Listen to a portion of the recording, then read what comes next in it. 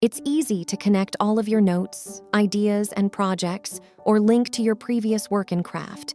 Use backlinks to connect documents together, so you and anyone who reads your documents has instant access to any necessary context. Linking between documents is especially useful when researching for a project. For example, you can create an overview at the end of your research, adding links to any relevant docs, and you don't need to duplicate content or move any files around.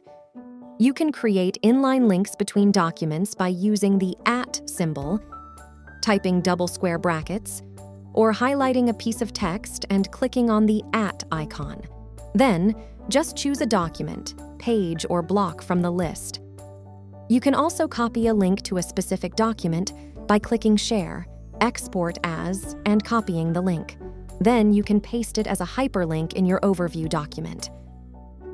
Subscribe to our YouTube channel for more tips, and, if you haven't already, start using Craft for free today.